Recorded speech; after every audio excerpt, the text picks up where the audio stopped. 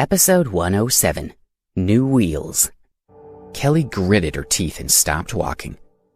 Alex coughed a few times, and Kelly patted his back. "He's obviously also a sickly person," commented one of her uncles. "I really can't figure it out. Just what does she see in him?" asked his wife. Her husband agreed. "Judging from the look of him, I know he won't live for much longer." "It's time to eat," Margaret said as she looked at Kelly angrily and walked away. The servants had started to remove the reclining chairs and to bring out wine and snacks. They had placed 3 long dining tables in the courtyard. The family members sat down in their usual places. The Phillips men had also returned from their fishing trip in the Purple Dawn Lake. They included Kelly's father, Hamilton, and Simon's father, Walter. From the outside, it looked like they were talking and laughing together. But in reality, they were secretly competing for power within the Phillips family. Hamilton walked up to his wife, Alice, and daughter, Kelly. He noticed Alex, but it didn't cross his mind that he was anything to do with his family. As in the previous 2 years, Kelly's family walked toward the seats closest to Margaret's. Hamilton went to sit down with his wife and daughters. "Mom," he greeted Margaret, but she didn't respond. She seemed to be upset. "Don't be in such a hurry to sit down," Margaret said coldly, without even looking at him. "Oh, okay." Hamilton's backside had nearly touched the chair when he awkwardly laughed and stood up once more. "We have guests here today. Why don't you take a seat at the end of the table?" Margaret said with a stern expression before glancing at Yvonne and Brian, who were seated at the 4th and 5th seats to her right. "Yvonne, you and Brian come and sit here." "Yes, Grandma," Yvonne replied sweetly. Holding Brian's arm, she happily walked to Hamilton's seat and coughed lightly, saying, "Uncle, please, could you move so we can sit down?" Hamilton was perplexed. Trying to retain a shred of dignity, he smiled and made way for his niece and her boyfriend to take their seats. Hamilton, Alice, and Kelly all headed toward their seats further down the table. It was only now that he noticed that the scruffy boy who didn't seem to belong was always next to Kelly. He asked his wife who the stranger was. When Alice told her, he looked angrily at Kelly. He wanted to ask her to immediately admit her mistake to her grandmother and to quickly get rid of Alex, so that they could retain their respected status within the family. However, by that time, the servants had laid the tables, and he didn't dare to lose his temper with Kelly as the meal was about to start. He would have to wait until they got home before sorting it out. Seeing that the people sitting on either side of Margaret were all from Walter's family, and that she seemed to be very satisfied with Yvonne's boyfriend, he felt even more upset with his daughter. "I'm sorry about my family," Kelly whispered to Alex. She regretted begging him to come to the family reunion with her. Looking at his pale face, she was very worried. "Is your throat sore?" "Not too bad, but I could do with some hot water," Alex replied. He didn't blame Kelly at all, but he did feel an itch in his throat. Kelly immediately waved toward a servant and asked her, "Please pour me a cup of hot water." The servant agreed and was about to go get Kelly some water when Margaret stopped her. "You can do it yourself," she said coldly to Kelly. Then she turned away and continued chatting with Walter and his family. Kelly looked at her grandmother with resentment. Then she was pained when she remembered how her grandmother had helped her before. She said to Alex, "Come on, we'll go to the house to get you a drink. Grandma also has tea leaves, so I'll make you some tea. That'll help you feel better." As she spoke, she helped Alex up, and they were about to head to the house for a drink.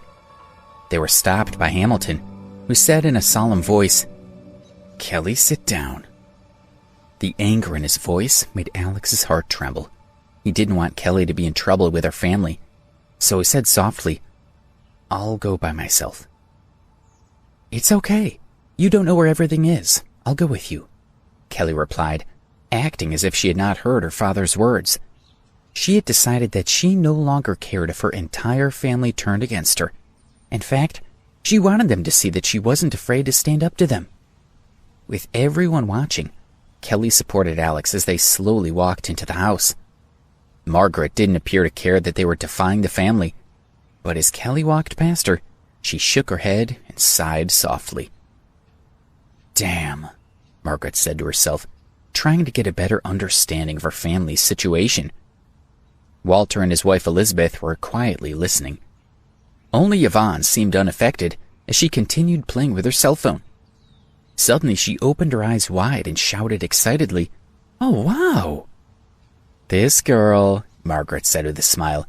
She was very impressed with Brian, and she was also very fond of Yvonne. She patted the back of Brian's hand gently and said, "Don't mind me, Brian. This girl is always excited about something or other." "Who, me, Grandma?" Yvonne smiled as she pouted at her grandmother. She put her phone on the table and said to her family, "Look at this. Aren't you all shocked? Mr. Catullo, the president of the Ferrari Corporation of Italy, is in America." Brian picked up her phone and read it out to everyone. The news was that the president of Ferrari in Italy had come to America in person to deliver the world's most expensive brand new Ferrari to a mysterious buyer. The car was worth over $2 million. Brian calmly told everyone, "This is interesting news. Ferrari was founded in 1929 by Enzo Ferrari, a world-famous manufacturer of Formula One cars. Ferrari's cars are handmade and very few are produced. As of 2018, a total of only 14,628 new cars have been made."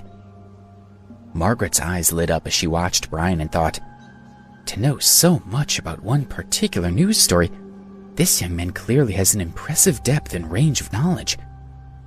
Walter and Elizabeth both smiled at Brian with satisfaction. Walter said, "Brian, you seem to know Ferrari quite well." Brian replied casually, "You flatter me, Mr. Phillips. Actually, I bought a Ferrari not long ago, and at that time I did a lot of research into the company." Hearing that Brian owned a Ferrari, Walter was pleasantly surprised. He rubbed his hands as he contemplated the possibility of taking it for a spin. He said, "What? You drive a Ferrari? Why didn't I see it when I arrived? How did I miss it?" Brian replied humbly, "Oh, you didn't see it because I didn't drive it here today. If you'd like to try it out, I can get someone to drive it over here." He was determined to make a good impression on the Phillips family and lay a solid foundation for his marriage to Yvonne. He had planned to keep his Ferrari as a backup plan, but since the topic had come up, he decided to use it now to impress his future in-laws. Walter replied excitedly, "Can you? I'd really appreciate it if you can get someone to drive your car over here. I would love to try it out and find out what it feels like to drive the world's best luxury car."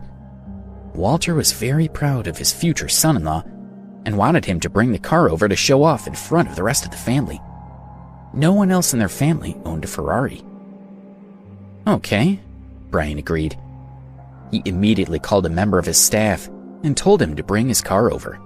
Margaret watched Brian and quietly nodded her head. A satisfied smile appeared on her face. A few minutes later, the servants started to bring out the plates of food and place them in the middle of the long table for everyone to help themselves.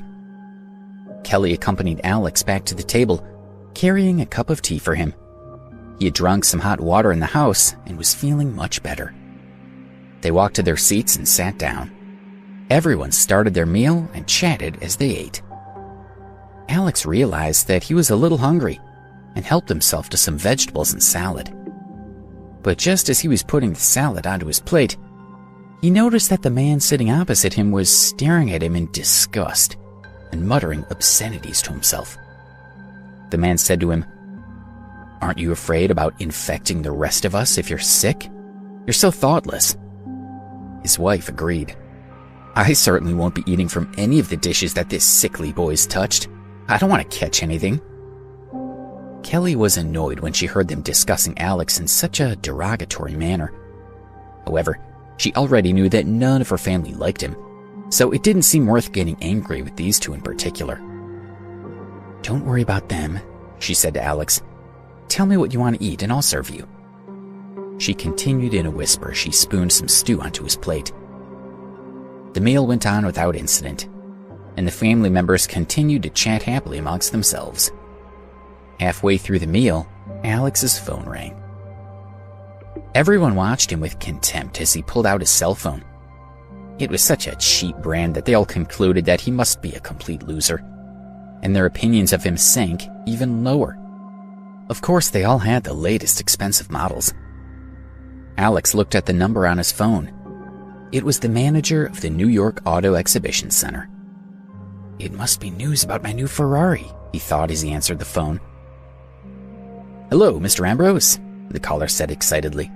I've kept you waiting for a long time, but I'm pleased to say that the new super luxurious Ferrari that you ordered has now been delivered to New York.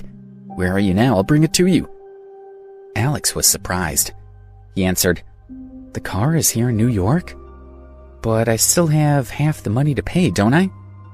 Wait a moment, I'll call the manager at the Metro Skybank and get him to transfer the rest of the $2 million to you. The manager replied, Oh, didn't you know? The payment has already been taken care of. It turned out that while Alex had been recuperating at the Azalea guest house and had been completely focused on Debbie's disappearance, Ken Stokes had taken a call from the Ferrari company asking for the rest of the money and had settled it for him. Oh, that's brilliant, Alex replied happily. Right now I'm at the Western Villa in the southwest corner of Purple Dawn Lake. It's easy to find. Please, get it sent here. Yes, Mr. Ambrose. It'll be there shortly. We'll deliver it to you right now.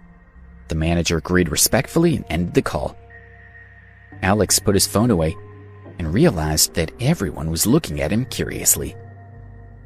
Simon rubbed his chin and asked him with a smile, Alex, what were you just talking about that was worth $2 million? What's going on? Tell us about it. It's nothing really. I just bought a car, Alex replied and started eating a salad. There was a moment of silence at the table before everyone in the family burst into laughter.